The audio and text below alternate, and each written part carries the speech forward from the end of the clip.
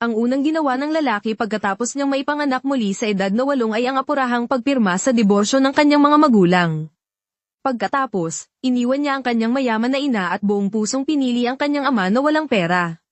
Dahil lamang sa nakaraang buhay, ang lalaki ay nagkasakit ng malubha sa kanyang pagtanda, ngunit ang pamilya ng kanyang inang labis niyang pinaghirapang suyuin.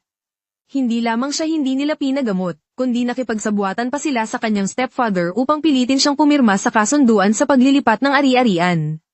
Upang matiyak na mamamatay ang lalaki ng may kaalaman, hindi nakalimutang hamakin ng kanyang ina ang mga taon ng kanyang gastusin sa pamumuhay. Ang totoo, ang kanyang tunay na ama ang nagbayad nito, at hindi niya kailanman mauunawaan hanggang sa kanyang kamatayan. Kung bakit siya iniwan ng kanyang sariling anak nang walang awa. Pagkatapos, tinanggal ng babae ang oxygen mask ng lalaki at iniwan siyang mag-isa sa silid nang hindi lumilingon. Pinabayaan siyang mamuhay o mamatay hanggang sa kanyang huling sandali, ang lalaki ay labis na nagsisi kung mayroon lamang siyang pangalawang pagkakataon.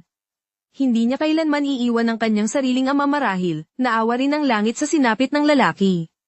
Talagang binigyan siya nito ng pagkakataong muling mabuhay. Nasaan ako?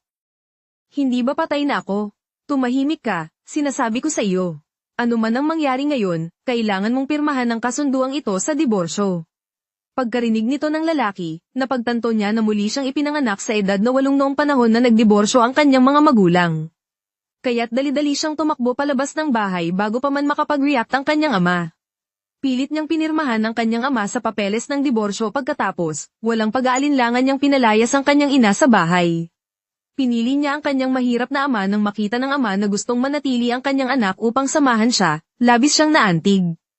Kaya't inilabas niya ang kanyang matagal nang naipong pera at sinabi sa kanyang anak na mag-aral ng mabuti. 5,000 bayarin sa matrikula. 800 bayarin sa iba pa. Naipon na lahat ni Papa para sa iyo. Sa susunod, kailangan mong mag-aral ng mabuti. Para hindi ka nila maapi.